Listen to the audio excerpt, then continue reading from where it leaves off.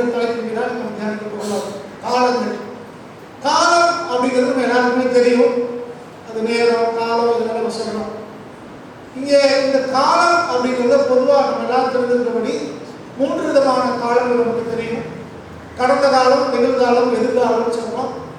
கடந்த காலம் அப்படிங்கிறது ஏற்கனவே நடந்து முடிந்தது, நேற்றைய நாள். இன்றைக்கு நடந்து கொண்டு இருப்பதை நிகழ்காலம் சொல்றோம். இனிமேல் நடக்க போறதை நம்ம எதிர்காலம் சொல்றோம். 3 விதமான காலங்களை பார்க்கிறோம். இந்த காலங்களை குறித்து சொல்லும்போது இன்னைக்கு உலகத்துல பல விதமான கருத்துக்களை சொல்றாங்க. சில பேர் என்ன சொல்றாங்கன்னா, கடந்த காலம் அது முடிஞ்சு போயிடுச்சு, நிகழ்காலத்துல என்ன செய்யணும் நம்ம யோசிக்கணும், எதிர்காலத்தை குறித்து நமக்கு தெரியாது அப்படின்னு சொல்லுவாங்க. ஆனால் வேத புஸ்தகம் வித்தியாசமான காரியங்களை நமக்கு போதிக்கிறது. காலத்தை வந்து வாசிக்கும் போது ஆண்டவரை நம்புகிறவர்கள் வேத வசனத்தை பின்பற்றுவதற்கு சில அடிப்படையான சில சத்தியங்களை, சில உபதேசங்களை வேதம் நமக்கு போதிக்கிறது. இந்த காலங்களை குறித்து தான் நம்ம நீங்க தியானம் செய்ய போகிறோம். எடுத்தவங்க நீங்க வாசிக்கலாம். சங்கீதம் 31ஆம் சங்கீதம் 15வது வசனம். 31ஆம் சங்கீதம் 5. என் காலங்கள் உமது கரத்தில் இருக்கிறது. இது வந்து சங்கீதக்காரர் சொன்ன ஒரு விசுவாச அறிக்கை. சங்கீதக்காரர் எந்த சூழ்நிலையிலே என்று சொன்னார்னா, போராட்டத்தின் மத்தியிலே, நெருக்கத்தின் மத்தியிலே, சத்துருக்களுடைய நிந்தைகள் அவமானங்களுக்கு மத்தியிலே இந்த வார்த்தையை அவர் பேசுகிறார். எல்லாமே எதிர்மறையா இருக்கிறது, எல்லாமே எதிர்மறையா இருக்கிறது, என்ன செய்ய தெரியாத ஒரு சூழ்நிலை. அப்படிப்பட்ட ஒரு இடுக்கமான நேரத்தில் தான் இங்கே சங்கீதக்காரர் சொல்கிறார், என் காலங்கள் உம்முடைய கரத்தில் இருக்கிறது என்று சொல்கிறார். என்னுடைய காலங்கள் உம்முடைய கரத்தில் இருக்கிறது. சத்துருக்கள் வந்து அவ்வளவுதான், இந்த வாழ்க்கை முடிஞ்சு போச்சு அப்படின்னு சொல்றாங்க. பக்கத்தில் உள்ளவங்க பார்க்கிறவங்களாம் சொல்றாங்க, அவங்க எதிரிகள் சூழ்ந்துட்டாங்க அப்படின்னு சொல்லுவாங்க. அது நாமளே சில நேரத்தில் நினைக்கிறோம், நம்முடைய எதிர்காலம் எப்படி இருக்கும் போது நமக்கு தெரியல, இப்போ நடக்கிற காரியங்களாம் நம்ம விருப்பப்படி நடக்கல, எதிர்பார்க்கிற மாதிரி நடக்கல, அதனால என்னமா முடியுமோ அப்படிங்கிற கேள்வி கொஞ்சம் பேருக்கு இருக்கிறார். ஆனால் சங்கீதக்காரர் விசுவாசத்தோடு சொல்றார், ஒரு சோதனை நேரத்தில், போராட்டத்தின் நேரத்தில், நெருக்கத்தின் மத்தியிலே அவர் ஒரு விசுவாச அறிக்கையாக ஆண்டவரிடத்தில் அவர் சொல்கிறார், என் காலங்கள் உமது கரத்திலே இருக்கிறது அப்படின்னு. அவருக்கு ஒரு நல்ல நம்பிக்கை இருக்கிறது. உலகத்திலே போராட்டம் இருந்தாலும், பிரச்சனை இருந்தாலும், நெருக்கங்கள் இருந்தாலும், நம்முடைய காலமெல்லாம் கர்த்தருடைய கரத்திலே இருக்கிறபடினாலே நம்ம பயப்பட தேவையில்லை. நம்முடைய காலங்கள் கர்த்தருடைய கரத்தில் இருக்கிறதுனாலே அவர் சரியாக நடத்துவார். நம்முடைய காலங்கள் அவருடைய கரத்தில் இருக்கிறதுனாலே அவர் என்ன தேவையோ அதெல்லாம் சந்திப்பார் அப்படிங்கிற நம்பிக்கை அவருக்குள்ள இருந்தது. அதனால நெருக்கங்கள், போராட்டத்தின் மத்தியிலே சங்கீதக்காரர் சொல்கிறார், என் காலங்கள் உங்களுடைய கரத்திலே இருக்கிறது அப்படின்னு. அப்ப நம்முடைய காலமும் ஆண்டவர் கரத்தில் இருக்குன்னா அவர் சரியான வழியிலே நம்மை அவர் நடத்துவார். எவ்வளவுதான் போராட்டம் வந்தாலும், எவ்வளவுதான் நெருக்கம் வந்தாலும் நாம பயப்படவோ நம்ம கவலைப்படவோ தேவையில்லை. அவர் செம்மையாக நடத்துவார். தேவன் ஒருபோதும் நமக்கு தீமை செய்கிறவர் அல்ல. ஆண்டவர் செய்வது எல்லாமே நம்முடைய வாழ்வின் மேன்மைக்காக, நன்மைக்காக, உயர்வுக்காகத்தான் கர்த்தர் சகலத்தையும் செய்கிறவராக இருக்கிறார். அப்ப நம்ம வாழ்க்கையில சில நேரங்களில் உண்டாகிற நெருக்கங்கள், கவலைகள் அல்லது எதிர்பார்ப்புகள், தேவைகள் எல்லாம் எதிர்காலம் எப்படி இருக்குமோ அப்படிங்கிற ஒரு பயத்தை அல்லது ஒரு கவலையை நமக்கு கொடுத்துச்சுன்னா நம்ம ஒரு விசுவாச அறிக்கை செய்யணும், என்னுடைய காலங்கள் எல்லாம் கர்த்தருடைய கரத்தில் இருக்கு. ஆண்டவர் கரத்திலே காலம் இருக்கிறபடினாலே அவர் சரியாக நடத்துவார், செம்மையாக நடத்துவார் அப்படிங்கிற ஒரு விசுவாசம் நமக்கு இன்னைக்கு அடிப்படையில் தேவை. அந்த அப்படிப்பட்ட ஒரு அறிக்கையை தான், ஒரு விசுவாச அறிக்கையை தான் இங்கே சங்கீதக்காரர் செய்கிறத நம்ம பார்க்கணும். நம்ம முதல் காரியம் நம்முடைய விசுவாசத்தை அறிக்கை செய்கிறவர்களாக இருக்கணும். சுற்றி இருக்கிறது எப்படி இருந்தாலும், கடந்த காலம் எப்படி இருந்தாலும், நிகழ்காலம் எப்படி இருந்தாலும், எதிர்காலம் எப்படி இருக்குமோ அப்படிங்கிற பல கேள்விகள் இருந்தாலும் நமக்குள்ள ஒரு விசுவாசம் தேவை. நம்முடைய காலம் எல்லாம் கர்த்தருடைய கரத்தில் இருக்கிறது. ஆண்டவர் கையிலே நம்முடைய காலங்கள் இருக்கிறதுனால அவர் நம்மை சரியாக நடத்துவாருங்கிற ஒரு விசுவாசம் நமக்கு தேவை. இரண்டாவதாக எடுத்தவங்க வாசிக்கலாம். பரிசுத்த பவுலடிகளார் ரோமபுரியாருக்கு எழுதிய கடிதம் 8ஆம் அதிகாரம் 28வது வசனம்.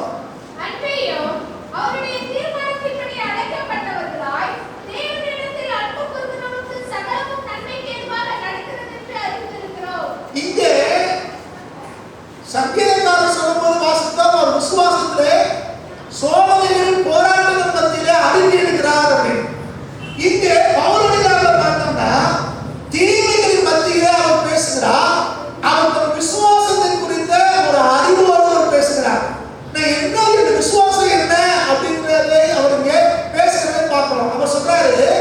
அவருடைய தீர்மானத்தின்படி அழைக்கப்பட்டவர்களாய் தேவனிடத்தில் அன்பு கூறுவதற்கு சகலமும் நன்மைக்கு ஏதுவாக நடக்கிறது நடந்திருக்கிறோம் அப்படிங்கிற நம்ம வாழ்க்கையில என்ன நடந்தாலும் சரி சகலமும் நன்மைக்கு ஏதுவாக தான் நடக்குது. பல நேரங்களில் நம்ம என்ன யோசிக்கனா இது ஏன் எனக்கு சம்பவிக்குது, நான் ஆண்டவருடைய பிள்ளை தானே, நான் லட்சுமியோட வந்து இருக்கிறேன், நான் வளர்ந்துட்டு இருக்கிறேன், என் பாவம் மன்னிக்கப்பட்டிருக்கேன், நான் ஞானசாரம் எடுத்திருக்கிறேன், நான் ஆண்டவரை பின்பற்றுகிறேன், நான் ஆண்டவருக்காக சாட்சியா இருக்கிறேன், ஊழியம் செய்யறேன், உள்ள பல நேரங்களில் நம்ம யோசிக்கிறோம். இவ்வளவு செய்தோம், இவ்வளவு கற்றுக்குள்ள இருந்தோம், ஏன் எனக்கு இந்த காரியம் நடந்துச்சு, ஏன் இது தீமையா நடக்குது, ஏன் இந்த நஷ்டம் நடக்குது, ஏன் இந்த போராட்டம், ஏன் இந்த பிரச்சனை என்று பலவிதமான கேள்விகள் நமக்குள்ள உண்டாகுது. இங்கே பரிசுத்த பவுல் எழுதுகிறார், ஆண்டவரிடத்திலே அன்பு கூறுகிறவர்களுக்கு, இந்த வசனம் ஆண்டவர் அறியாதவர்களுக்கு இல்லை, பொதுவாக பெருமனை சர்ச்சுக்கு வந்துட்டு போறவர்களுக்கு இல்லை, கிறிஸ்தவ பெயர் வைத்துக் கொண்டிருக்கிற கிறிஸ்தவ மதத்தை சேர்ந்தவர்களுக்கு இல்லை, ஆண்டவரிடத்திலே அன்பு கூறுகிறவர்களுக்கு இருக்கு. ஆண்டவர் மேல அன்பு வச்சவங்க, ஆண்டவரை பின்பற்றினவங்க, ஆண்டவருக்காக நிற்காம அவங்களுக்காக சொல்லப்பட்ட வசனம் இது. அவரிடத்திலே அன்பு கூறுகிறவர்களுக்கு சகலமும் நன்மைக்கு ஏதுவாக நடக்கிறார். சில நேரம் என்ன யோசிக்கிறோம், கடந்த காலத்தில் திரும்பி பார்க்கிறோம், எத்தனை வேதனை, எத்தனை போராட்டம், எத்தனை நெருக்கடியா நம்ம கடந்து வந்திருக்கோம். இது என்ன நன்மை யோசிக்கிறோம். அது இப்போ நம்ம கடந்து போகிற வழியை பார்த்தோம்னா நம்ம சந்திக்கிற போராட்டங்களோ பிரச்சனைகளோ நெருக்கங்களோ இதெல்லாம் நன்மையா அப்படின்னு கேள்வி உண்டாகும். இழப்பை சந்திச்சிருக்கிறோம், நஷ்டங்களை சந்திச்சிருக்கிறோம், வேதனைகளை, நிந்தைகளை, அவமானங்களை கடந்து போகும்போது இது எப்படி நன்மையாக வர முடியும் நாம யோசிக்கிறோம். நமக்கு நல்ல ஒரு உதாரணம் யோசேப்பு மாத்திரங்கள வேத புஸ்தகத்திலே பல பசுத்தவான்களை பார்க்கிறோம். நம்ம முன்னால ஓடி முடிச்சு எத்தனையோ தேவ மனுஷர்களை பார்க்கிறோம். அந்த கஷ்டத்தின் வழியாக, நஷ்டங்கள் வழியாக, இழப்புகள் வழியாக கடந்து போகும்போது அது நன்மையா தெரியாது. உதாரணமா யோசேப்பு எடுத்துக்கொள்ளுங்க. யோசேப்புக்கு ஆண்டவர் தரிசனங்களை கொடுத்தார், 2 முறை அவர் தரிசனத்தை கொடுத்தார். நான் உன்னை உயர்த்த போறேன்னு சொல்லி வச்சிருக்கிறேன். ஆனால் அவர் வாழ்க்கையில் நடந்தது என்ன, சொந்த சகோதரனாரே அவரை அடிச்சு அவர் மட்டும் குளிர போட்டு போயிட்டார். சொந்த சகோதரர் அடுத்து குளிர போட்டு போயிட்டார். அதன் பின்பு வியாபாரிகள் வித்துட்டாங்க. அதன் பின்பு அவர் சிறைச்சாலைக்கு போக வேண்டியது, எத்தனையோ நஷ்டங்கள் வருது. அன்னைக்கு அந்த வழியாக கடந்து போகும்போது யோசேப்பு, ஆண்டவரே எனக்கு இந்த தரிசனங்களாக கொடுத்தீங்க, அப்படி இருக்கும்போது ஏன் இதெல்லாம் எனக்கு சம்பவிக்குது அப்படின்னு கொஞ்சமாவது யோசிச்சு பார்த்தாங்க. அப்படி ஏதாவது பேசுறதா பைபிள் இருக்குதா? ஏன்னா அவருக்கு தெரியும் என்னை அழைச்சவர் கர்த்தர், என்னை தெரிந்து கொண்டவர் கர்த்தர். ஆனா இன்னைக்கு நீங்கள் அந்த வழியாக போகும்போது கர்த்தருக்கு நன்மை செய்வேன் சொல்லியிருக்கிறாரு. ஆனா ஏன் இதெல்லாம் சம்பவிக்கும் நமக்கு கேள்வி நமக்குள்ள வருது. ஆனா அதெல்லாம் முடிந்த பின்புதான் யோசேப்பு சொல்லுகிறார், தன்னுடைய சொந்த சகோதரமார் யார் அடிச்சாங்களோ, யார் கீழே போட்டாங்களோ, யார் வியாபாரிகளுக்கு வித்தாங்களோ அந்த சகோதரமாரு அங்கே அவங்க இருக்கிற சொந்த ஊர்ல காணையில ஆகாரம் இல்லைன்னு சொல்லிட்டு இப்ப எகிப்துல ஆகாரத்துக்கு கேள்விப்பட்டு வர்றாங்க. இங்க ஆண்டவர் இந்த யோசேப்பை வைத்து வைத்திருக்கிறார். அதான் உங்களுக்கு சம்பவம் தெரியும். அப்படி வந்த அந்த சகோதரமார்கிட்ட இந்த யோசேப்பு சொல்றாரு, அது அவங்க கடைசி அதிகாரத்துல 25, நீங்கள் எனக்கு தீமை செய்ய நினைத்தீர்கள். சொந்த வார்த்தையோட நீங்க சகோதரமாரு சொந்த குடும்பத்தாரு உறவுகிறாங்க, நீங்க எனக்கு தீங்கு செய்ய நினைச்சீங்க. ஆனா தேவனோ இப்பொழுது நடந்து வருகிறபடியே வெகு ஜனங்களை உயிரோட காக்கும்படிக்கு அது நன்மையாக முடிய பண்ணினார். நீங்க தீங்கு செஞ்சீங்க, ஆனா அத கர்த்தர் எனக்கு நன்மையாக மாற பண்ணினார்.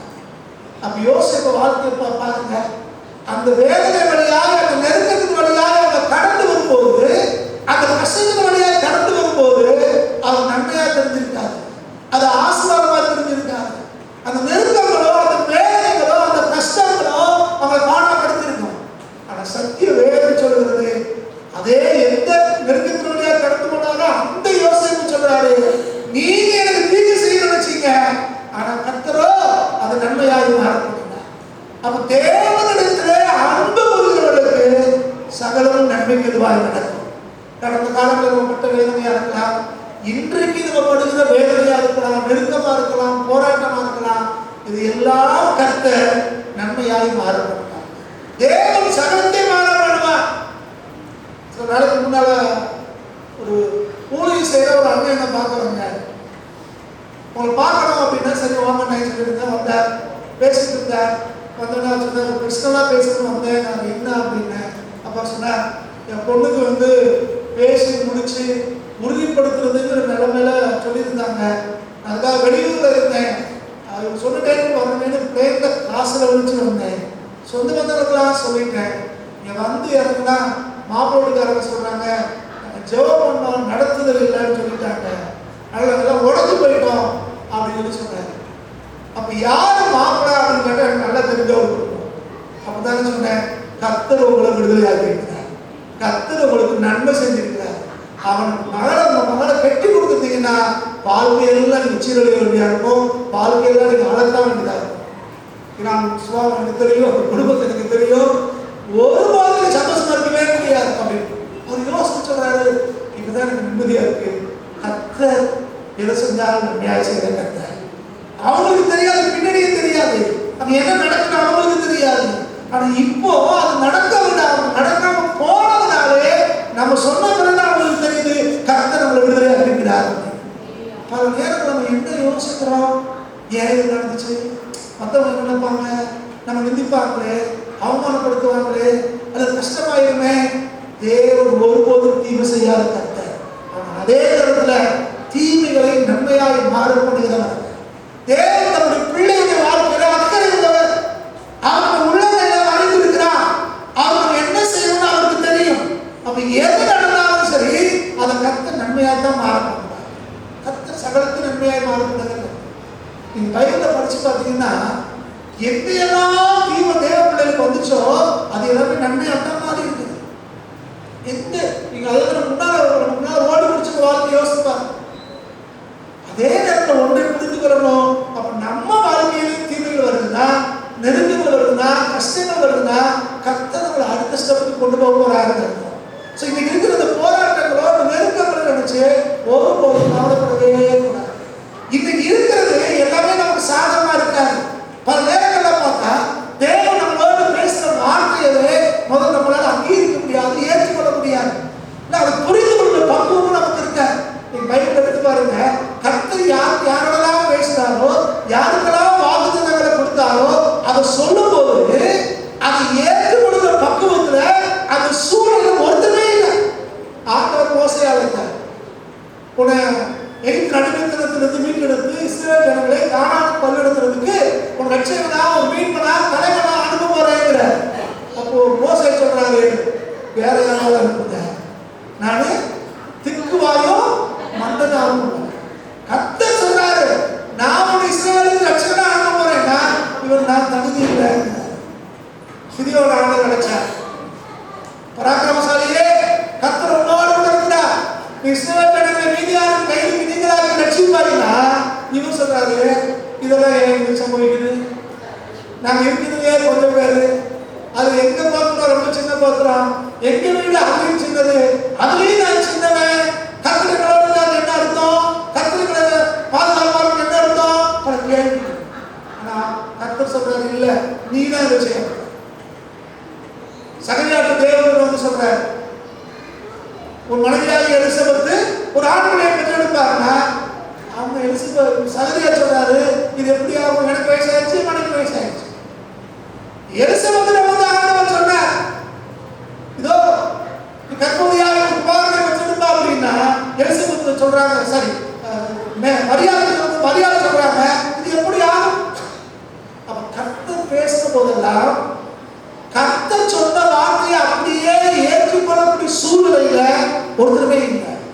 அப்ப அவங்களுடைய அந்த காலம், அந்த நிகழ்காலம், அவங்களுக்கு இருந்த அந்த நிகழ்காலம் தேவ வசனத்தை ஏற்றுக்கொள்ளக்கூடிய சூழ்நிலையிலே சாதகமாய் அவங்க ஒருபோதும் இல்லை. ஆனா யாரெல்லாம் அந்த விசுவாசத்தை ஏற்றுக்கொண்டாங்களோ அவங்க வாழ்க்கையில கர்த்தர் எது சொன்னாலும் அது அப்படியே நிறைவேறியிருக்கிறது.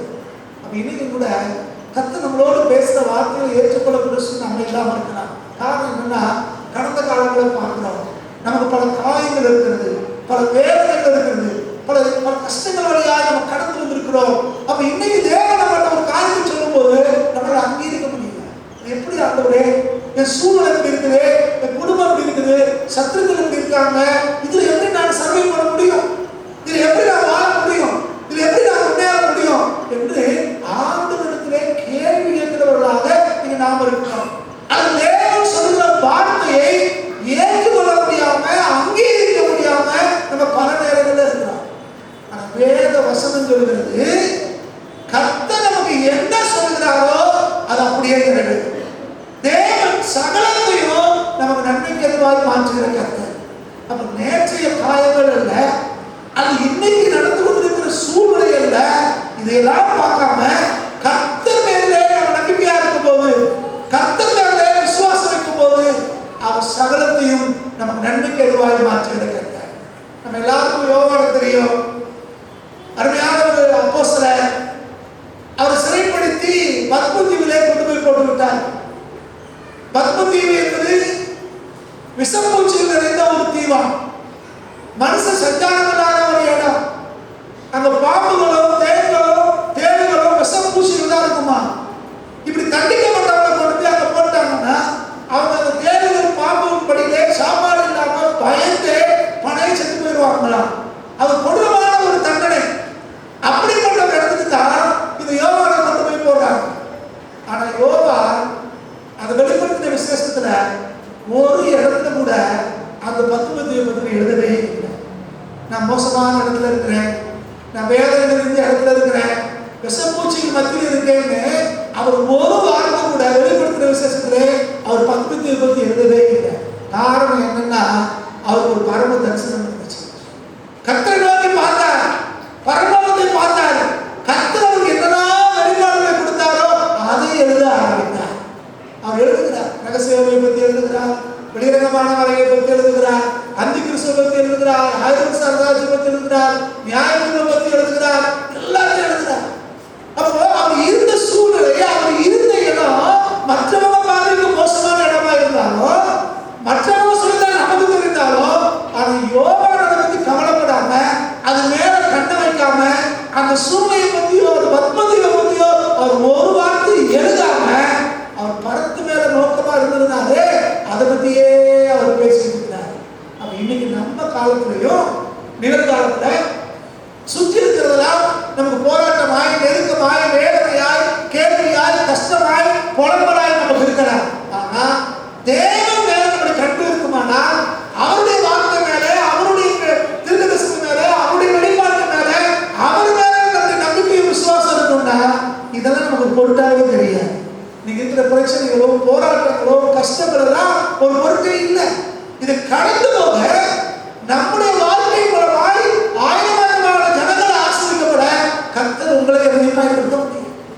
நிகழ்காலத்தில் இருக்கிற இந்த சவால்கள், இந்த போராட்டங்கள், இந்த நெருக்கங்களை குறித்து நீங்கள் நானும் கவலைப்பட தேவையில்லை. கர்த்தர் மேல விசுவாசம் இருக்கும் போது, கர்த்தரை தேட ஆரம்பிக்கும் போது, கர்த்தர் எல்லா காலங்களிலும் உங்களை உயர்த்துகிற தேவனாக இருப்பார். இந்த காலங்கள் அப்படின்னு சொல்லும் போது நம்முடைய தமிழ்ல ரொம்ப அழகா சொல்லுவாங்க. கடந்த காலம் சொல்லும்போது இறந்த காலம் அப்படிம்பாங்க. கடந்த காலம் என்பது என்னது? அது இறந்த காலம். இறந்ததுன்னா என்னது? செத்து போச்சு, அவ்வளவுதான். அது திரும்ப வரமாதிரே அது கடந்த காலம், அது முடிஞ்சு போச்சு. அதை பற்றி நீங்களான யோசிக்க வேண்டியதில்லை, அது திரும்ப வரப்போறது இல்லை. ஆனால் நிகழ்காலம் என்பது இன்றைக்கு நம்ம கையில தேவன் கொடுத்திருக்கிறார். இந்த நிகழ்காலத்துல நீங்கள் நான் எப்படி இருக்கிறோம் என்பதுதான் முக்கியம். இந்த நிகழ்காலத்துல எப்படி நடக்கிறோம் என்பதுதான் நமக்கு முக்கியம். தேவன் நமக்கு கொடுத்திருக்கிற வாய்ப்புகளை நம்ம எப்படி பயன்படுத்துகிறோம் என்பதுதான் முக்கியம். தேவன் நமக்கு கொடுத்த கிருபைகளை எப்படி உபயோகப்படுத்துகிறோம் என்பதுதான் முக்கியம். நிகழ்காலம் முக்கியம். ஆண்டவர் அறியாதவங்க சொல்லுவாங்க, எதிர்காலங்கிறது அன்சர்டன், அது புரிந்து கொள்ள முடியாத ஒண்ணு, அது எப்படி இருக்கும்னு சொல்ல முடியாதுன்னு. ஆண்டவர் அறியாதவர்களுக்கு எதிர்காலம் ஒரு கேள்விக்குறி. ஆனா உங்களுக்கு எனக்கு அப்படி இல்லை. எதிர்காலத்தை குறித்த நம்பிக்கையும் விசுவாசத்தையும் தேவன் நம்ம கொடுத்திருக்கிறார். கடந்த காலத்திலே நம்ம நடத்தி வந்த எபினேசர் நிகழ்காலத்திலே இம்மானுவேலாய் நம்ம கூட இருக்கிறவர், நம்முடைய எதிர்காலத்திலே யெகோவா ஈரையாய் எல்லாவற்றையும் பார்த்துக் கொள்கிறவர். நமக்கு நம்பிக்கை இருக்கிறது.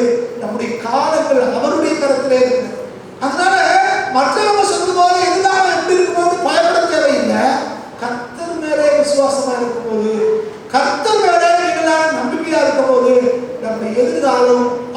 ஆசீர்வதிக்கப்பட்டதாக இருக்கும். எதிர்காலம் மற்றவர்கள் நினைக்கிற மாதிரி நம்ம கவலைப்பட தேவையில்லை. அது தேவன் நம்மை செம்மையாய் நடத்துவார். இதை குறித்து பவுல் சொல்லுவது அழகாக சொல்றாரு. வாசிங்க. பரிசுத்த பவுலடியார் பிலிப்பியர் சபையாருக்கு எழுதிய நிருபம் 3ஆம் அதிகாரம் 12 to 15 வரைக்கும். பிலிப்பியர்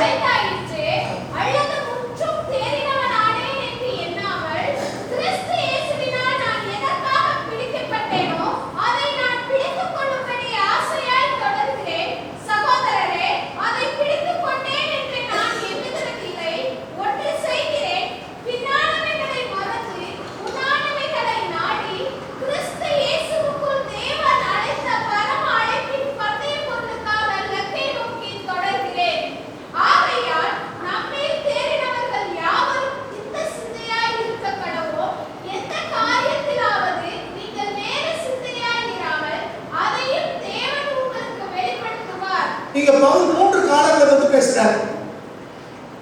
அவருடைய கடந்த காலத்தை பத்தி பேசும்போது அவர் சொல்றாரு, நான் அடைந்தாயிற்று அது முற்றிலும் தேர்ந்தவனானே என்று எண்ணாமல் எழுதுகிறேன். அடுத்த வசனத்திலே 13 சொல்லும்போது, சகோதரரே அதை பிடித்துக் கொண்டே என்று நான் எண்ணுகிறதில்லை, நான் ஒன்று செய்கிறேன், பின்னானவைகளை மறந்து அப்படின்னு 2 காலம். கடந்த காலத்தை நினைச்சு அவன் பெருமைப்படவர் இல்லை. நான் அடைஞ்சிட்டேன், நான் தேடிட்டேன் அப்படின்னு பெருமைப்பட மாட்டாங்க. நான் ஒன்று செய்கிறேன், நான் மறக்கிறேன். இவர் ஜெயமான யோசிக்கிறது இல்லை. நம்ம எப்படி சில நேரங்கள் என்ன பேசுவோம், அந்த காலத்துல எல்லாம் அப்பெல்லாம் இல்லை 10 வருஷத்துக்கு முன்னாடி எல்லாம் அப்படின்னு பழைய காலத்துல இருந்த மேன்மைகளை கொஞ்சம் பேர் பேசுகிறோம். இன்னும் கொஞ்சம் பேர் கடந்த காலத்துல ஏமாந்துட்டேன், என்னை ஏமாந்துட்டாங்க, நான் நஷ்டம் அடைஞ்சிட்டேன், நான் நிறைய வேதனையை அனுபவிச்சுட்டேன், என் மனசுல நிறைய காயங்கள் இருக்குது என்று சில பேர் வேதனைகளை பகிர்ந்து கொடுக்கிறாங்க. நன்மையா இருந்தாலும் தீமையா இருந்தாலும் இங்கே பரிசுத்த பவுலடிகளாக இருக்கிறார். நான் கடந்த காலத்தை எண்ணுகிறது இல்லை. எண்ணுகிறது என்னது? நினைக்கிறதே இல்லை. நினைக்கிறதே இல்லை. கடந்த காலம் அது ஒரு இறந்த காலம். அது நன்மையோ தீமையோ அது திரும்ப நமக்கு கிடைக்கப்படுறது இல்லை. அதனால அந்த கடந்த காலத்து கசப்புகளையோ வேதனைகளையோ நினைச்சுட்டே இருந்தோம்னா நிகழ்காலத்திலே தேவன் நமக்கு கொடுத்திருக்கிற மேன்மைகளை அனுபவிக்க முடியாது, முன்னேறி போக முடியாது. அதுவும் 13 சொல்லும்போது சொன்னாரு, நான் பின்னானவர்களை மறந்துட்டேன், நினைக்கிறது இல்லை, அதெல்லாம் மறந்துட்டேன். பின்னானவர்களை மறந்துட்டேன், கடந்த காலத்தை மறந்துட்டேன். கொஞ்சம் பேருக்கு என்ன பிரச்சனைன்னா இந்த மறதியில அதான் பிரச்சனை. ஆண்டவர் நமக்கு நைட்ல தூக்கத்தை கொடுக்குறதே எதுக்குன்னா நல்லா மறக்கிறது தான்.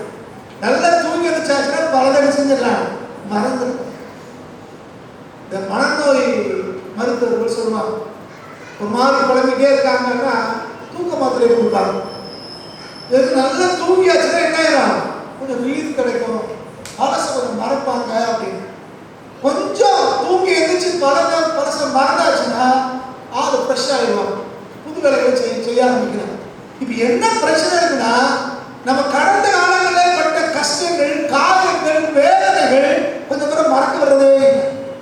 இந்த கடந்த காலத்து இந்த கசப்புகள் தான் பல நேரங்களில் நம்ம முன்னேறி செல்வதற்கு தடையாக இருக்குது. பவுல் எழுதும்போது ஒரு ஓட்டப்பந்தயம் தான் மனசுல வச்சிருக்கிறார். ஒரு ஓட்டப்பந்தயம் ஓடுறவங்க எப்படி ஓடுவாங்களோ அதை நினைக்கிறாரு. இந்த ஓட்டப்பந்தயம் ஓடுறவங்க எப்படி ஓடுவாங்க, எவ்வளவு தூரம் ஓடி வந்துருக்கோம் அப்படின்னா திரும்பி பார்க்க மாட்டாங்க. எவ்வளவு கூட ஓடி வராங்கன்னு திரும்பி பார்த்துட்டு இருக்க மாட்டாங்க. முன்னாடி எவ்வளவு தூரம் ஓடணும், நமக்கு எங்க லெக் வச்சிருக்காங்க, கோடு எங்க இருக்குது, எங்க டைரக்ட் இருக்காங்க, எங்க கோடு போட்டிருக்காங்க, இன்னும் எவ்வளவு தூரம் நம்ம ஓடணும், இதுதான் அவங்க யோசிக்கிறாங்க.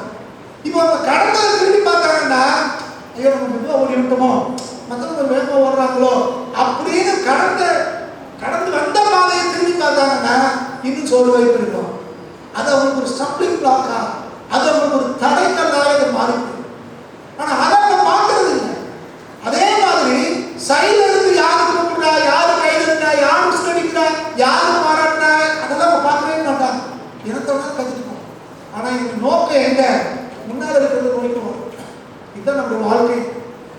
பின்னால உள்ள காரியத்தை திரும்பி பார்த்தோம்னா நமக்கு வேதனை தான் மிஞ்சம். ஆனால் பின்னாடி திரும்பி பார்க்க வேண்டிய அவசியம் இல்லை. அதெல்லாம் முடிந்து போச்சு. அதெல்லாம் கடந்த காலம். கடந்த காலத்து தவறுகளோ, கடந்த காலத்து காயங்களோ, கடந்த காலத்து வேதனையோ, கடந்த காலத்து கஷ்டமோ, கடந்த காலத்து இழப்போ, அது கடந்த காலத்து ஜெயமோ, வெற்றியோ, வாழ்க்கையோ நம்ம எதிர்காலத்தை தீர்மானிப்பதற்கு நம்ம ஒருபோதும் விட்டு கொடுக்கவே கூடாது. அதெல்லாம் தூக்கி எடுத்து போட்டுட்டு இது முன்னாடி இருக்கிறத நம்ம யோசிக்கணும். ஓட்டப்பந்தய வீரன் சேர்ந்து அதுதான் அதைத்தான் நம்ம யோசிக்க சொல்றோம். கடந்த காலங்களை சுற்றி நடக்கிறத யோசிக்கணும்னா நம்ம லெக்கை தவறு விட்டுடுவோம். போய் சேர வேண்டிய இடத்தை அடைய முடியாது. ஆனால் பவுல் எழுதுகிறார், நான் அதை மறக்கிறேன், அதை எண்ணுகிறதே இல்லை. அடுத்த வார்த்தை சொல்றாரு பாருங்க, முன்னானவைகளை நாடி 13 சொல்றாரு, பின்னானவைகளை மறந்து முன்னானவைகளை நாடி கிறிஸ்து இயேசுவுக்குள் தேவன் அடைந்த பரம அழைப்பின் பந்தயம் கொண்டதாக லெக்கை நோக்கி தொடர்கிறேன் அப்படிங்கிற ஆண்டவர் எனக்கு ஒரு லெக்கை வச்சிருக்காரு. நான் அதை நோக்கி நான் தொடர்ந்து ஓடிக்கிட்டு இருக்கிறேன். பின்னாடி என்ன நடந்தாலும் சரி, அதெல்லாம் எனக்கு கவலை இல்லை. அதை நோக்கி நான் பார்க்க போறது. நான் இப்ப ஒரே நோக்கம், நான் எந்த லெக்க அடையணும். கர்த்தர் நம்ம எல்லாருக்கும் ஒரு லெக்க வச்சிருக்கிறார். அவரோட நம்ம இருக்கணும். அவர் வரும்போது அவரை சந்திக்கணும். அதான் அடிப்படை பிரதானமான லெக்கு. நம்ம அவருக்காக வாழணும், அவரோட இப்ப வாழணும். அவர் வரும்போது அவரை சந்திக்கணும். மத்திய ஆலயத்திலே அவரோட போய் சேரணும். அது பிரதான பரம அழைப்பு. அதான் நமக்கு. ஸோ அதை அடைவதற்கு இது பூமியில என்னவெல்லாம் செய்ய வேண்டுமோ அதை நம்ம செய்யணும். அது ஆவிக்குரிய காரியமா இருக்கலாம், பூமிக்குரிய காரியமா இருக்கலாம். என்ன படிக்கணும், எப்படி படிக்கணும், என்ன வேலை செய்யணும், எப்படி சம்பாதிக்கணும், எல்லாம் தேவன் நமக்கு ஒரு திட்டத்தை நம்ம கொடுத்துருக்கிறார். அதை அடைகிற வரைக்கும் நம்ம ஒருபோதும் விட்டு விட வேண்டிய தேவன் நம்ம வச்சுட்டு லக்கு இருக்கு, அதை அடையா போட்டக்கூடாது. இதை விட்டு விளக்குவதற்கு நிகழ்காலங்களிலே அது கடந்த காலத்திலே எத்தனையோ போட்டிகளை பொறாமையில பார்த்துருக்கோம். நிகழ்காலத்திலே நம்மளை வழிவிடலை பண்ணுவதற்கும் நம்மளை தடுப்பதற்கும் எத்தனையோ தடைகள் வருகிறது. ஆண்டவருடைய கல்வாரியை பற்றி பேசும்போது ஏசாயா ரொம்ப அழகா இருக்கிறார். ஏசாயா வீட்டில் போய் வாசிப்பாங்க, எல்லாரும் தெரிந்து போகுது. அதுக்கு முன்னாடி எல்லாரும் தெரிந்து போகுது. அங்கே அவர் ரொம்ப அழகா பல காரணம் சொல்லிட்டு வர்றாங்க. ஒண்ணு என்னன்னா, ஆண்டவர் ஒருபோதும் அவருக்கு சண்டை போடவே மாட்டார். அவர் சத்தம் தெருக்களிலே கேட்காதுன்னு போட்டிருக்கு. அவர் சத்தம் போடவே மாட்டார். அவர் அடிக்கப்படுகிற ஆண்டை போல, மயிர் கத்திரிக்கிற ஆண்டை போல, உடனே மயிர் கத்திரிக்கிற ஆண்டை உடனே தியானம் பண்ண இல்லையா, மயிர் கத்திரிக்கிற ஆண்டை போல, அடிக்கப்படுகிற ஆண்டை போல அவர் வாய் தரவாக இருக்கிறார். என்ன அர்த்தம்?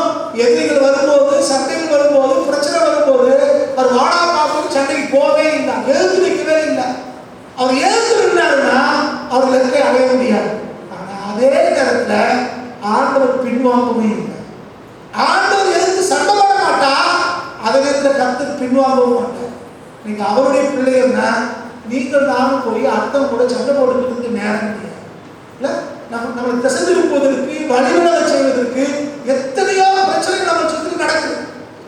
நமக்கு எதிராக நடக்குது, அவரை வழிவிட பண்ணுவதற்கு நடக்குது, எத்தனையோ காரியங்கள் நடக்குது. நமக்கு என்ன நடக்குது அப்படின்னு யோசிச்சு பார்த்தோம்னா, நம்ம இப்படி பேசிட்டாங்களே, இப்படி செஞ்சுட்டாங்களே அப்படின்னு யோசிச்சோம்னா நம்ம அடையிற வேண்டிய இடத்துல அடைய முடியாது. மாறாக அவங்களோட சண்டை பண்ண தேவையில்லை. அதே இடத்துல பின்வாங்காம கர்த்தர் நமக்கு என்ன தரிசனம் கொடுத்திருக்கிறாரோ, என்ன வார்த்தை கொடுத்திருக்கிறாரோ, என்ன லக்கு கொடுத்திருக்கிறாரோ அதை அடையபடிக்கு நம்ம தொடர்ந்து முன்னேறி போக வேண்டிய நடக்கிறார். பல முறை நாம் சொல்லியிருக்கிறோம், ஞாபகம் இருக்குன்னு நினைக்கிறேன். இங்கிலாந்தினுடைய பழைய பிரதமர் வின்ஸ்டன் சர்ச்சில் ஒரு இடத்துல சொல்லுகிறார், நான் ஒரு லெக்கை நோக்கி போய் கொண்டிருக்கும் போது வழியிலே என்னை பார்த்து குறைக்கிற நாய்களை பார்த்து, ஒவ்வொரு நாயும் பார்த்து கல்லெடுத்து எரிந்து கொண்டிருந்தால் என் லெக்கையை நான் சரியான இடத்தை அடைய முடியாது என்று. இதான் உண்மை.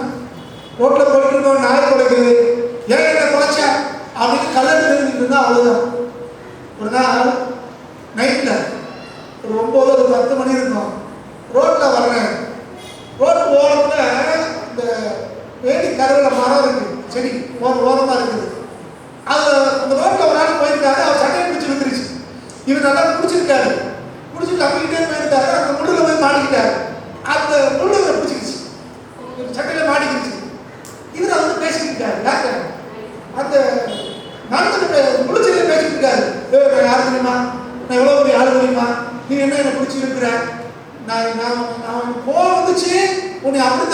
அப்படின்னு நாமளும் யாரும் ஆளுக்காக பார்த்தா குழுக்காரத்தை பேசிக்கிட்டேன். என் மனம் எங்கேயாவது போனேன்னு எனக்கு தெரியல. ஏன்னா அந்த செடியை அவங்க எப்படி எடுக்குன்னு தெரியல. சட்டை நல்லா பிடிச்சிக்கிடுச்சு, அதை எடுக்க விடவும் தெரியல. நல்லா பிடிச்சிருக்கான். நம்ம போன நம்மளோட சட்டைக்கு வருவான்னு தெரியுது. நான் பார்த்துட்டு யார் இருக்க முடியலையோ, வீட்டில் யாருக்கு எடுத்து கிடக்காங்களோ, இவங்க இன்னைக்கு நடுக்காட்டில் வேலை கொடுத்தோட இவங்க நம்மளோட கிடக்கும். இது நம்ம பார்த்து நம்ம பிடிச்சிக்கு செஞ்சா நம்ம பைத்தியக்காரத்தனமா தெரியுது. பல நேரங்களில் ஆவிக்குரியவங்க நம்மளும் இப்படித்தான். பிசாசு நம்மளை தசைப்படுவதற்கு எத்தனையோ வழிமுறைகளை கொண்டு வருகிறான் நிகழ்காலத்தில். நம்ம லட்சிய மறந்துட்டு தேவையான அழைச்சி அழைப்ப மறந்துட்டு இங்க தேவையில்லாத கூட சண்டை போட்டு கிடக்கும். நேரங்களை வீணாகி கொண்டிருக்கிறோம். இப்படி தாளங்களையும் திறமைகளையும் வரங்களையும் கிருமைகளையும் வீணாக்கி கொண்டிருக்கிறோம். இதுக்கு நேரம் இல்லை. கர்த்தருடைய வருகை சமீபத்திருக்கிறது. நடக்கிற காரியமெல்லாம் கர்த்தர் எப்ப வேணாலும் வரலாம்னு இருக்கு. அப்படிப்பட்ட ஒரு காலகட்டத்தில் நீங்களாம் இருக்கிறோம். ரொம்ப மோசமான ஒரு காலகட்டத்தில் வந்துட்டோம். எல்லா திருப்பசும் நிறைவேற்றிருக்குது. எல்லா திருப்பசும் நிறைவேறிட்டு மிக மிக முக்கியமான ஒரு சில காரியங்கள் நடக்கிறவங்க கர்த்தருடைய வருகைக்கான சகல ஆயத்தம் ஆயிடுச்சு. என்ன நீங்களாம் எப்படி இருக்கிறோம் யோசிச்சு பாருங்க. அது நம்மளுடைய வாழ்க்கை எப்படி இருக்குது யோசிச்சு பாருங்க. இந்த இப்பெல்லாம் ஓரளவுக்கு குறைஞ்சிருக்கு நம்ம நாட்டில். எலெக்ஷன் வரும்போது முன்னாடிலாம் சாதி கலவரத்தை தூண்டி விட்டுருவாங்க. சாதி கலவரத்தை தூண்டி விட்டு நீங்க நான் அங்கிட்டு பேர் பேசி வெட்டி சண்டைக்கு விட்டுருவோம். சண்டைக்கு விட்டு 2 பேரும் வசூல் பண்ணி சாதி கொடுத்துருவோம். இந்த ஜாதிக்கு சாப்பிடுவோம், அந்த ஜாதிக்கு சாப்பிடுவோம். ஊருக்கு கூட படிக்கிறவங்க வேலை செய்யறவங்க வாழ்க்கையை வந்துடுவாங்க. பார்த்துருக்கீங்களா? நிறைய பேர் நல்லா படிச்சுட்டு இருப்பான். தேவையில்லாம சாதி படிச்சுட்டு தூக்கி விட்டு இவனை உள்ள இறக்கி விட்டு கடைசிக்கு வாழ்க்கையே நாசமா போயிடும். 2 பேரும் 2 தரப்பாரும் கோர்ட்டுக்கு போலீஸுக்கு அலைஞ்சு 5-6 வருஷம் அலைஞ்சு அதுக்கு பிறகு சொல்லுவான் சமாதானம் போயிடுமா. 2 பேரும் முடியல, வேலைக்கு போக முடியல, சாப்பிட முடியல, சம்பாதிக்க முடியல, எல்லாத்தையும் இழந்தாச்சு. இப்ப சமாதானம் போகுமா? இதுக்கு முதல்ல சண்டை போடாம இருக்கலாம்ல? யோசிப்பாங்க. இது பிசாசுடைய தந்திரங்களில் ஒன்று. நம்ம ஓடிக்கொண்டிருக்கிற ஓட்டத்தை நம்ம திசைப்படுத்துவதற்கு பிசாசு பண்ற தந்திரம். அப்ப கடந்த காலத்து வேதனைகளோ காயங்களோ நிகழ்காலத்திலே நம்மளை கட்டுப்படுத்துவதற்கு இடம் கொடுத்துட்டார். அதை மறந்துட்டு இன்னைக்கு நம்ம என்ன செய்ய வேண்டுமோ அதை செய்யும்படி முயற்சிக்க வேண்டும். தேவன் நமக்கு என்ன செய்ய முடியும் நம்ம கையில கொடுத்திருக்கிறாரோ அதை செய்வதற்கு நம்ம முயற்சிக்கணும். பிசாசு என்ன யோசிக்கா? எப்படியாவது நம்ம சோர்ந்து போய் உட்கார வச்சிடணும். இதான் பிசாசு வைத்திருக்கோம். சோர்ந்து போயிட்டோம்னா நம்முடைய பிறகு அதான் கடந்த காலத்தை கொண்டு வருவான். இன்னைக்கு இருக்கிற பிரச்சனைகளை போராட்டங்களை காட்டுவான். அப்படியே உட்கார வச்சோம். ஜெபப்படியே நடந்துச்சா? பிரயாசப்படுத்தியே பிரயாசப்பட்டதோடு வாசிச்சா? எல்லாம் கடந்த காலத்து காரியம், நிகழ்காலத்து நடக்கிற காரியம், இதெல்லாம் காரணம் சின்ன நம்ம செஞ்சிடறோம். சோர்ந்து போய் உட்காரு. அந்த வேதம் சொல்கிறது கர்த்தருக்குள் மகிழ்ச்சியா இருப்பதே முடிவு. ஏன் நம்ம ஓட வேண்டிய துறவைகள் யோசுவா 1ஆம் அதிகாரத்தில் வாசிக்கிறோம். மோசே மரித்து போனார். இப்ப யோசுவாவிடத்துல வந்து ஆண்டவர் பேசுகிறார், என் தாசனாகிய மோசே மரித்து போனார். நீயும் இந்த இஸ்ரவேல் ஜனங்கள் எல்லாரும் இந்த யோர்தானை கடந்து நான் உனக்கு வாக்கு பண்ணிக்கிற கானான் தேசத்துக்கு போகணும், நீங்க புறப்பட்டு போங்க. நிகழ்காலத்திலே உண்டாகிற சோகம், நிகழ்காலத்திலே உண்டாகிற வேதனை, நிகழ்காலத்திலே உண்டாகிற கஷ்டமோ நஷ்டமோ நம்முடைய எதிர்காலத்தை தீர்மானிக்கக்கூடாது.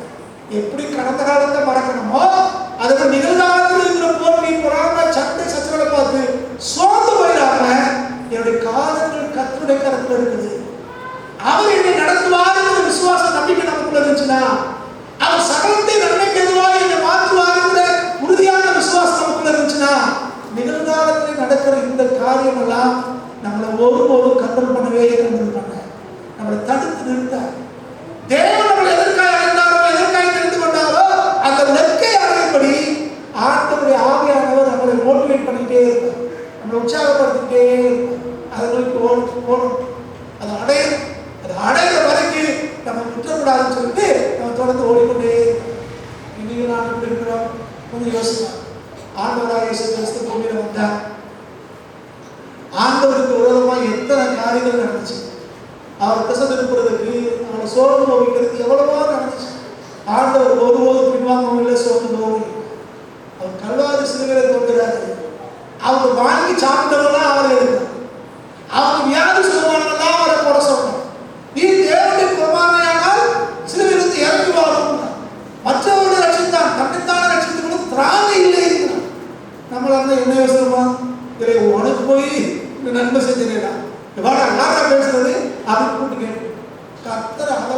கண்டுக்கவே என்ன வேணாலும் பேசுவோம். ஒண்ணுமே நான் வந்த நோக்கம் என்ன? கல்வாரி சிலுவையிலே ரத்தம் சிந்தணும், ஜீவனை கொடுக்கணும், அடக்கம் பண்ணப்பட்டு 3ஆவது நாள்ல உயிர் தரணும். அப்பதான் அந்த மனுவர்க்கத்துக்கு ரட்சிப்பு உண்டாகும்னு அவருக்கு தெரியும். அதனால இந்த ஏசி பேச்சுக்களையோ இந்த கிண்டல் கேள்வியெல்லாம் அவர் கண்டுக்கவே. அவர் வந்த நோக்கத்தை நிறைவேற்றுவதற்கு அவர் சரியா இருந்தார். நீங்க நம்ம கிறிஸ்துவ எத்தனையோ வழிகள் இருக்குது, எத்தனையோ வழிகள் இருக்கு. இந்த படிக்கிற பிள்ளைகளை படிக்க விடாம கெடுக்கிறதுக்கு ஒரு பெரும் கூட்டம். இப்பெல்லாம் ஓரளவுக்கு நம்ம நாட்டில் குறைஞ்சிருச்சு. நாங்கள் படிக்கிற காலத்தில் எப்போ பார்த்தாலும் ஸ்ட்ரைக்குன்னு ஒன்று வரும். எதுக்கு எடுத்தாலும் ஸ்ட்ரைக். மெஸ்ஸில் சாப்பாட்டில் உப்பு இல்லையா அதுக்கு ஸ்ட்ரைக் இருக்கும். இல்லை எவனாவது மனசு பார்த்துட்டானா அதுக்கு ஸ்ட்ரைக் இருக்கும். சம்மந்தம் இல்லாத ஸ்ட்ரைக். இலங்கை தமிழுக்குலாம் பல மாதங்கள் ஸ்ட்ரைக் நடந்திருக்கு. நிறைய ஸ்ட்ரைக் நடக்கும் காலேஜ். அந்த நாட்களெல்லாம் இந்த மாம்பழ பையங்கள் கிராமத்துலேருந்து வர்ற பையங்கள் தான் ஏமாத்திடுவாங்க. நம்ம யாருக்கு தெரியுமா அப்படின்ட்டு முன்னால் இறக்கி விட்டுருவாங்க. ஒரு விஷயத்தை யாரும் முன்னால் போய் அவனும் கோஷம் போடுவான். கரெக்டாக பிரின்சிபல் காலேஜெல்லாம் பார்த்து அவன் பண்ணி தூக்கிடுவான். இந்த தூண்டி விட்ட மேலே ஒருத்தர் மாட்டான். இதுதான் பிசாசுடைய தந்திரம். பிசாசு அவனுக்கு நல்லா தெரியும். நியாயத்திற்கு பின்னால அவன் எங்கதான் போகணும், நடந்து தான் போகணும், அதாவது தான் போகணும், வக்கீலில் தள்ளப்படுவான். அது நல்லாவே அவனுக்கு தெரியும். அதனால இவங்க என்ன செய்யறான், அவன் தள்ளா போகக்கூடாதுன்றதுக்காக அவனுக்கு ஒரு கூட்டத்தை தேடிக்கிட்டு இருக்கான். அப்ப அதுக்கு யாரெல்லாம் ஏமாந்தவங்க இருக்காங்க, யாரை எப்படி தன் பக்கம் இருக்கிறான், அதுக்காக எல்லா வேலையும் செய்யலாம். அப்படி ஓடிக்கிட்டு இருக்குமே இந்த ஓடுற கூட்டத்தை திசை திருப்பி அவன் பக்கம் கொண்டு போறதுக்கு தான் அவன் பெரிய சதி பண்ணிட்டு இருக்கான். அப்ப நமக்கு ஒன்று தெரியணும், கர்த்தர் என்ன அழைச்சிருக்கிறார், எனக்கு தெரிந்து கொண்டிருக்கிறார், எனக்குன்னு ஒரு வாழ்க்கையை வச்சிருக்கிறார். இந்த பூமியில கர்த்தர் வந்த வரைக்கும் நான் இப்படி வாழணும், இதை செய்து முடியும். இந்த கிராமத்தில் சொல்லுவாங்க, இந்த புது வீடெல்லாம் கட்டுறாங்கன்னு வச்சுக்கோங்களேன்.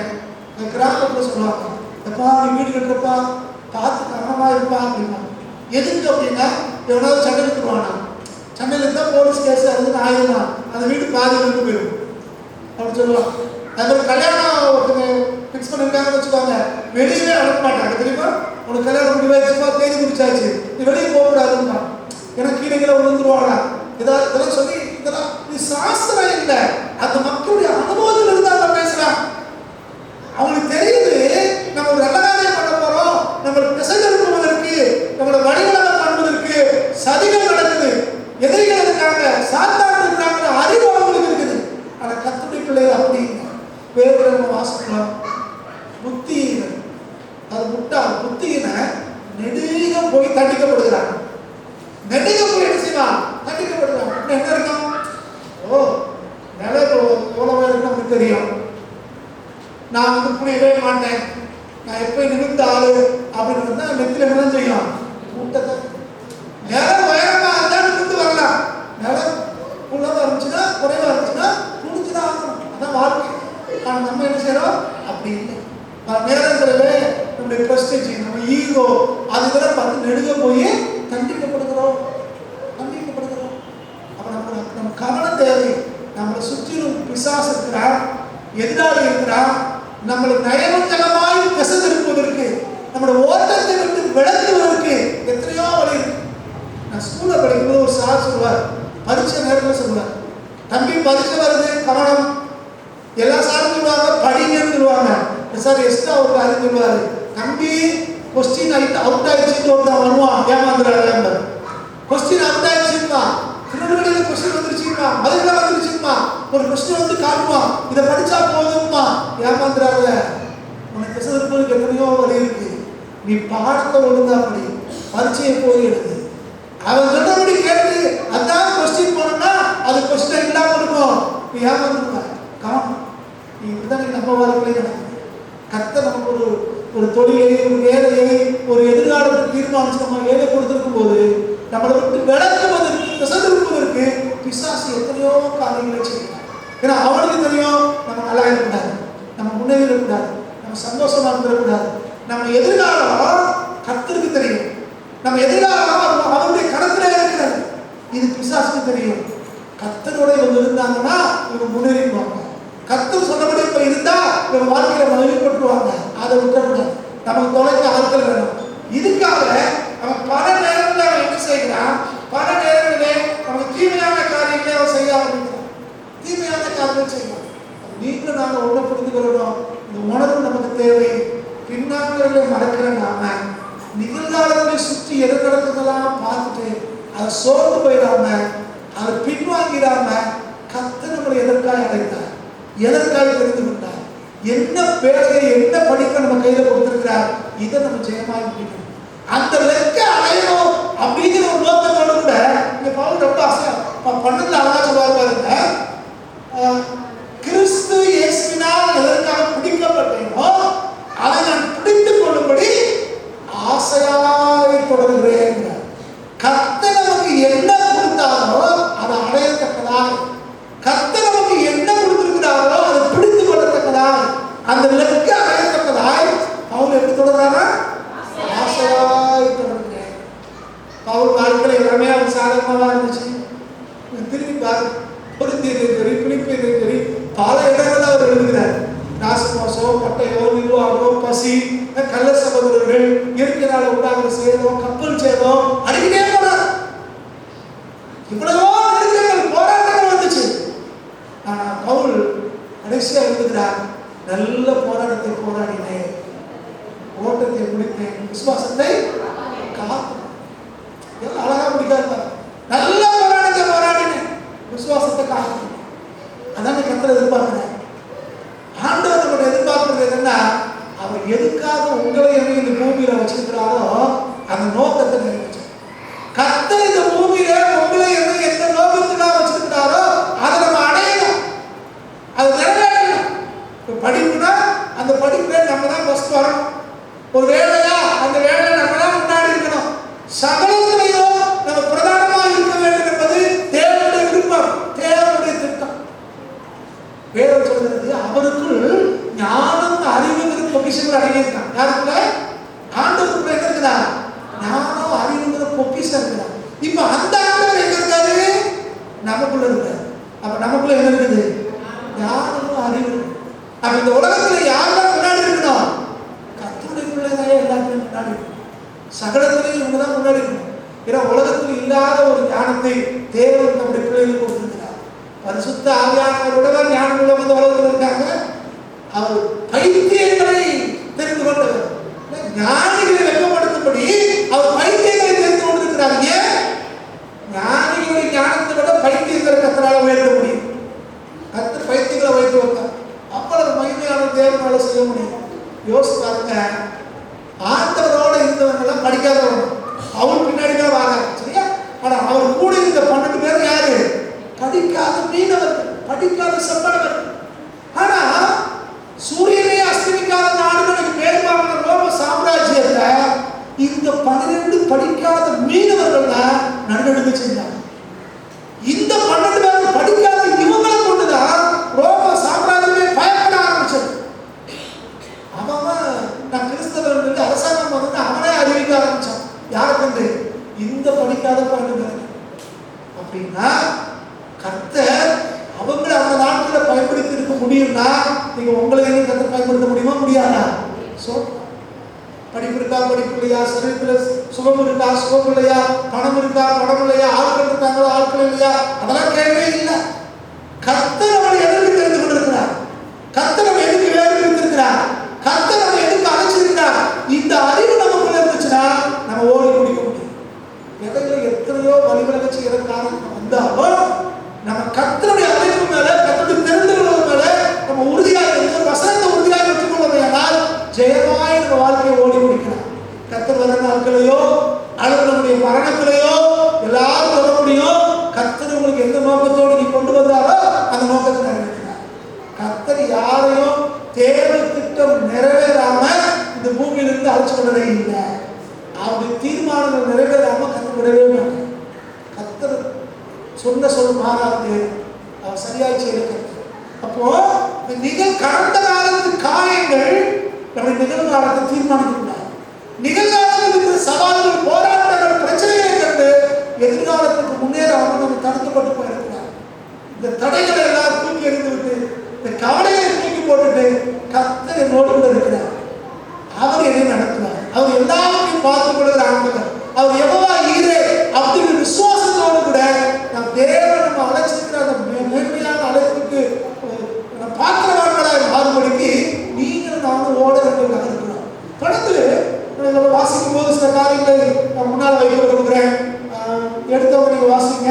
2 தீமோத்தேயு 1ஆம் அதிகாரம் 11 12. 2 தீமோத்தேயு 1ஆம் அதிகாரம் 11 12.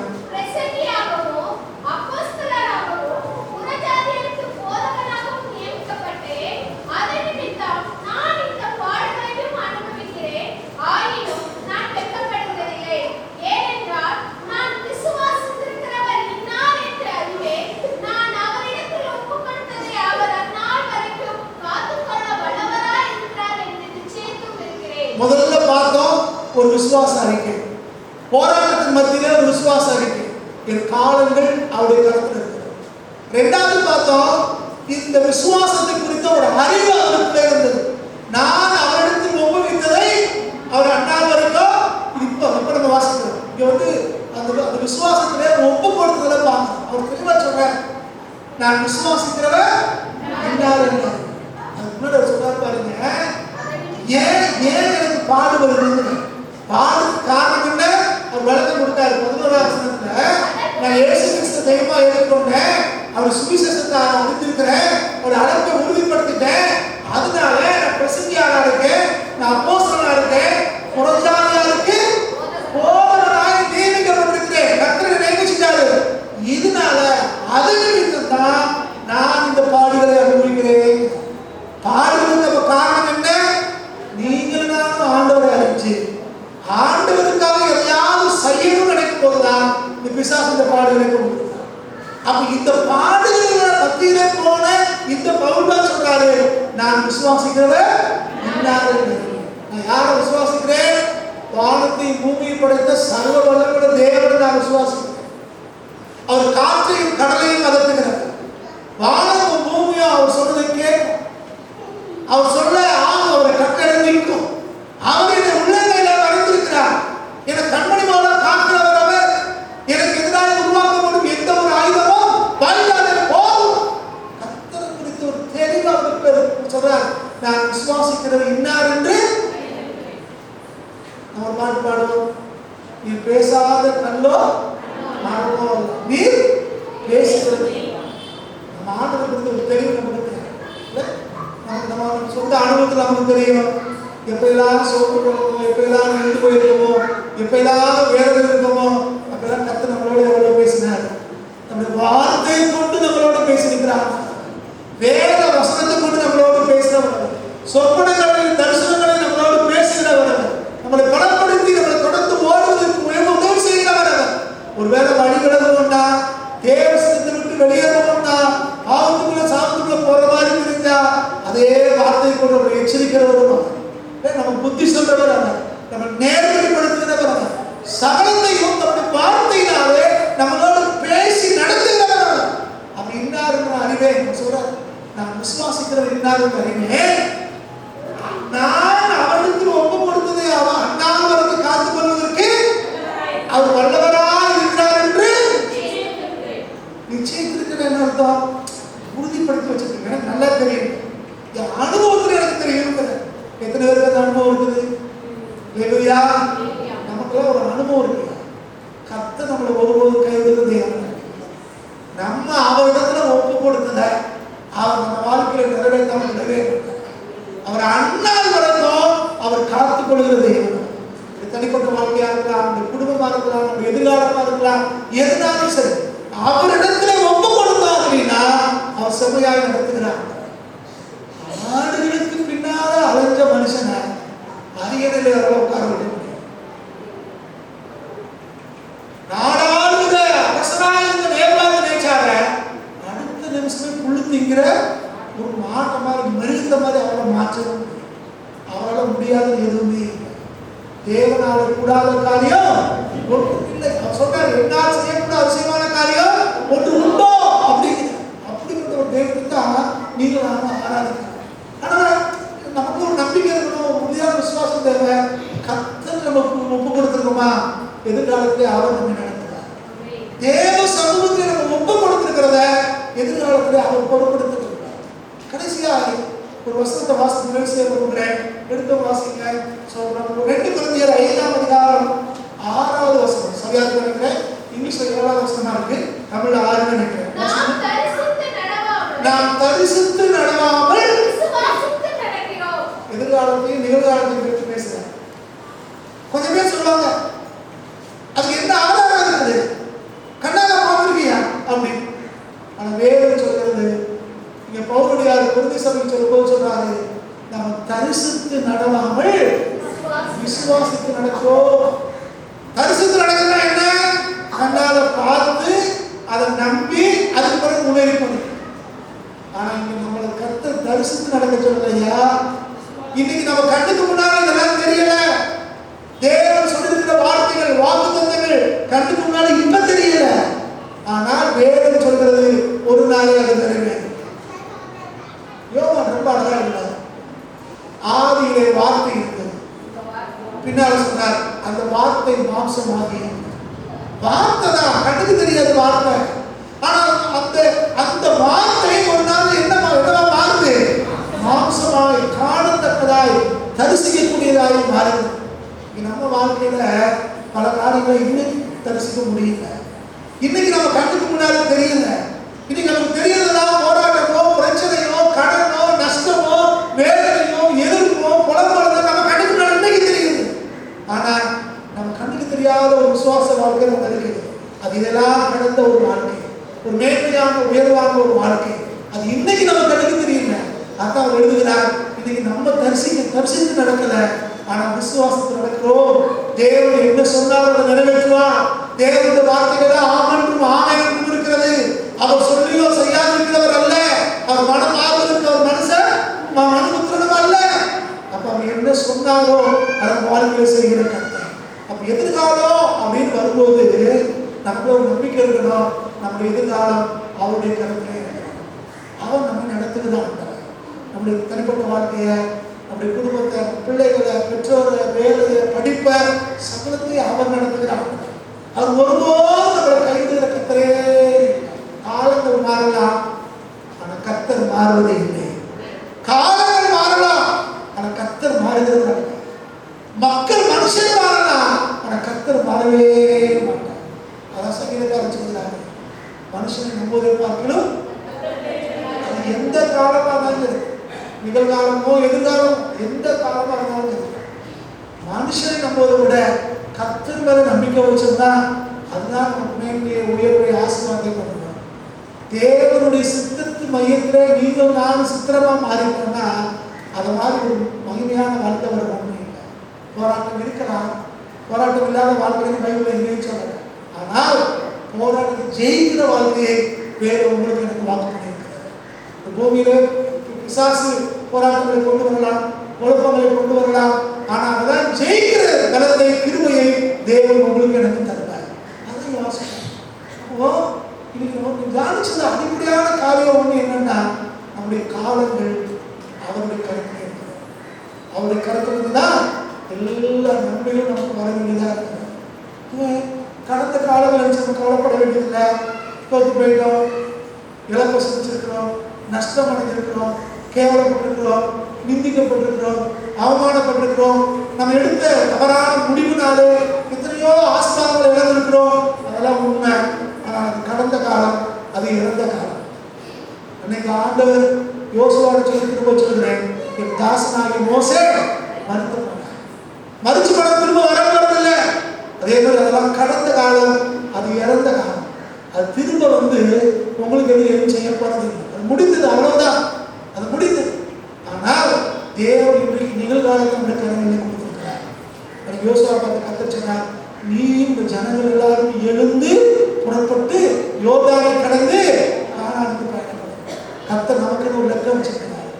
நமக்குன்னு ஒரு இடத்தை அடையபடி தேவன் தெரிந்து கொண்டிருக்கிறார். இந்த பூமியிலையும் வாழும் போதும் இந்த வாழ்க்கைக்கு பிறனும் தேவன் ஒரு வலிமையான வாழ்க்கையை வச்சிருக்கிறார். இந்த எல்ஐசியில ஒரு விளம்பரம் சொல்லுவாங்க. எல்ஐசி உயிரோடு இருக்கும்போதும் வாழும், நீங்க தான் கிட்ட சொல்ல முடியும். வாழும் போதும் வாழும் பின்பும், வாழும் போதும் அவங்க ஸ்லோகம். எல்ஐசி எப்படியா, வாழும் போதும் வாழும் பின்பும். நம்ம கிட்ட இந்த கொஞ்சம் நம்மகிட்டயே வாங்கிட்டு அதை வட்டி சொல்லிட்டு அவங்க அப்படி சொல்றாங்க. ஆனா கர்த்தர் என்ன சொல்றாரு, அவர் சதாகாலமும் நம்மளோட இருக்கிறாங்க. இதோ உலகத்தின் முடிவு பரியந்தம் சதாகாலமும் உங்களோட கூட இருக்கிறேன். சதாகாலம்னா கடந்த காலம், நிகழ்காலம், எதிர்காலம் எல்லாமே வந்துருது. சதாகாலம் அவர் இல்லாமலிருந்து எல்லாவற்றையும் உருவாக்குகிறவர், உலர்ந்த எலும்புகளை உயிரை செய்கிற கர்த்தர், வானத்தின் பூமியை சிருஷ்டித்தவர். அவர் சொல்றாரு, நான் உங்க கூட இருக்கிறேன். அவர் இந்த காலங்களை கண்டெல்லாம் கவலைப்பட வேண்டிய அவசியம் இல்லை. ஐயோ காலங்கள் வேகமா போயிட்டு இருக்குதே, எதிர்காலம் எப்படி இருக்குமோ, அது என்னவாகுமோ, இது வேணாகுமோ, பயப்பட வேண்டிய அவசியம் இல்லை. நாம தேவனுடைய கருத்துல இருக்கிறோம். அவர் செம்மையாய் சரியாய் நடக்கிற கர்த்தர். அவர் ஒருபோதும் தீமை செய்யாத கர்த்தர். அடுத்தவங்க நமக்கு தீமை செஞ்சாலும் அந்த தீமைகளை நன்மையாய் மாறப்படுகிறவர். அவர் சகலத்தையும் நன்மைக்கு எதுவாக மாற்றுகிறவர். அவரிடத்தில் அன்பு கூறுகிறவர்களுக்கு சகலமும் நன்மைக்கு எதுவாகவே நடக்கும். அந்த விசுவாசம் நமக்குள்ள வரட்டும், அந்த நம்பிக்கை நமக்குள்ள வரட்டும். இந்த சங்கீதக்காரர்கள் போல, பவுலடியாரை போல நம்முடைய வாழ்க்கையை மாற்றி அமைத்துக் கொள்வோம். காலங்கள் கர்த்தருடைய கரத்தில் இருக்கு. ஜோமனுமா எல்லாரும் எழுதிருக்கலாம். கர்த்தரை பொறுத்த நோக்கிப்போம். கர்த்தர் மாறாதவர், அவர் வார்த்தைகளும் மாறாது. அவர் ஒருபோதும் உங்களை கைவிடாத கர்த்தர். தாயுடைய கர்த்தத்தில் உருவாவதற்கு முன்பவே நம்ம ஒரு தெரிந்து கொண்டவர். எல்லா பிசாசுகளுக்கும் அந்தகார சக்தியுடைய வல்லமைக்கும் மனுஷனுடைய சதிகளுக்கு நீங்கள் அறிகிறவர்கள். என் கால் சறுக்கிறதுன்னு சொல்லும் போது அவர் உள்ள கையிலே தாங்குகிறவர்கள், தூதர்களை அனுப்பினவர்களை தாங்குகிறவர்கள், வழித்தறியில யோசிக்கும் போது வழிதுவே நடவுன்னு சத்தம் கொடுக்கிறவர்கள். அந்த ஆண்டவர் தான் நீங்களும் நானும் தெய்வமாய், தகப்பனாய், தாயாய், எல்லாவற்றையும் எல்லாமாய் நம்பி இருக்கிறோம். அவர் மேல நம்பிக்கை வச்சவங்க, அவரை விசுவாசிச்சவங்க ஒருபோது கேட்டு போக போறது இல்லை. அவை கடந்த காலத்து வேதனைகள், காயங்கள் நம்மளை கட்டுப்படுத்தாம, நிகழ்காலத்தில் இருக்கிற போராட்டங்கள் நம்ம சோர்வு பண்ணிடாம கர்த்தரை நோக்கி பார்ப்போம். எதிர்காலத்தில் தேவன் நம்முடைய காலங்களெல்லாம் அவருடைய கருத்தில் இருக்கிறது. அவர் சரியாய் நடத்துவார், அவர் செமையாய் நடத்துவார். அவருடைய கரங்களை அப்படி விட்டு கொடுப்போமா? அவர் சொல்றது போல நடந்தாயிற்று, முற்றிலும் தேர்ந்தவனாவே என்றான். நம்ம வாக்கு எப்படி இருக்குது? பின்னானவர்களை மறந்து முன்னானவர்களை நாடி லெக்கை நோக்கி தொடர்கிறேன். அந்த அனுபவத்தை கடந்து போவோமா? அனுபவே என்னை எதுக்காக தெரிந்து கொண்டீங்களோ, என்னை எதுக்காக இங்க வச்சிருக்கீங்களோ அந்த நோக்கம் நிறைவேறணும்ப்பா. என் தனிப்பட்ட வாழ்க்கை, என் குடும்பம், என் படிப்பு, என் வேலையில, அனுபவே என் ஊழியங்கள்ல உங்க திட்டம் நிறைவேறணும். அனுபவே நான் மாம்சத்துல உழைச்சது போதும், மாம்சத்துல யோசிச்சது போதும், மனசை திருப்திப்படுத்துறதெல்லாம் போதும். ஆண்டவரே நாங்க எதை பத்தி யோசிக்காம உண்மையே நோக்கி பார்க்கணும். நேரம் கத்திர சோதனை பண்ணுவோமா? எல்லாரும் கத்திர சோதனை. உங்களுடைய காலங்கள் அவருடைய கருத்துல இருக்கு.